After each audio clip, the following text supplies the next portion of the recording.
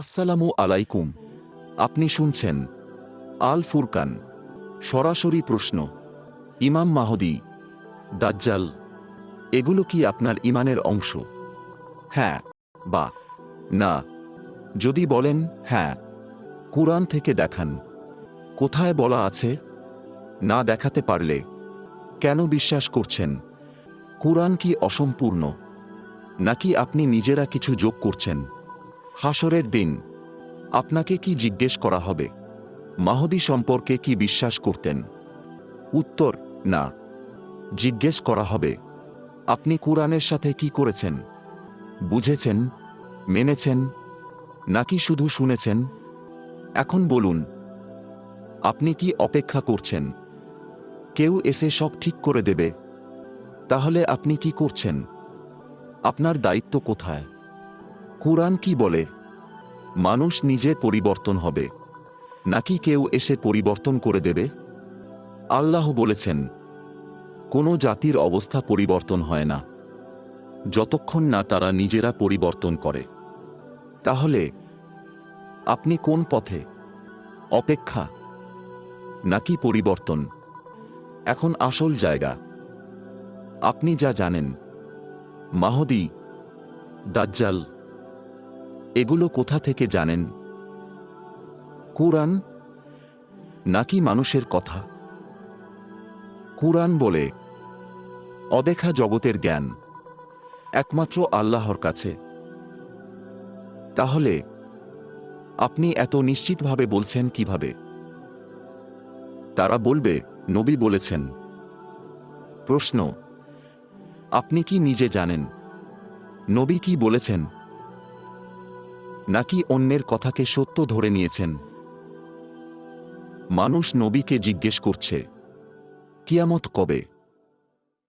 আর আল্লাহ বলাচ্ছেন, এর জ্ঞান আমার রবের কাছে। তাহলে আপনি কাকে মানছেন? কুরআনকে নাকি মানুষকে? কুরআন আরও বলে, আপনি যদি গায়েব জানতেন তাহলে নিজের জন্য কল্যাণ আনতে পারতেন, কিন্তু পারেননি। কেন? কারণ নবী গায়েব জানেন না। এখন বলুন, আপনি কি কুরআনের আয়াত অস্বীকার করছেন? আপনি কি এমন কিছু নিশ্চিত করছেন যেটা আল্লাহ গোপন রেখেছেন?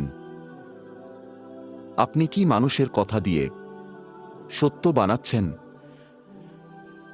আল্লাহ বলেছেন, সত্যকে মিথ্যার সাথে মিশিও না, এবং জেনে শুনে সত্য গোপন করো না। তাহলে আপনি কি করছেন?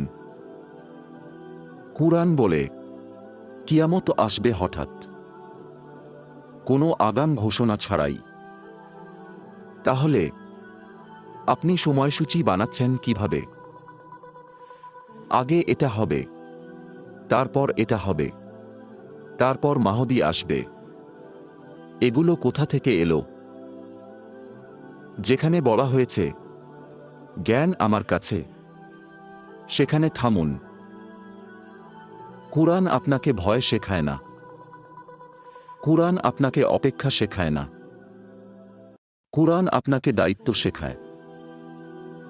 ঈমান মজবুত করুন, নিজেকে সংশোধন করুন, সৎকর্ম করুন। এটাই আপনার কাজ। শেষ প্রশ্ন, আপনি কি সত্য অনুসরণ করছেন, নাকি শুধু শুনে যাচ্ছেন? যদি এই আলোচনা আপনাদের ভালো লাগে, ভিডিওটিতে লাইক দিন এবং আল ফুরকান চ্যানেলটি সাবস্ক্রাইব করে আমাদের সাথে থাকুন এবং আপনার মতামত কমেন্টে জানাতে পারেন। আল্লাহ আমাদের সবাইকে সত্য বুঝার এবং সেই অনুযায়ী চলার তৌফিক দিন। আসসালামু আলাইকুম।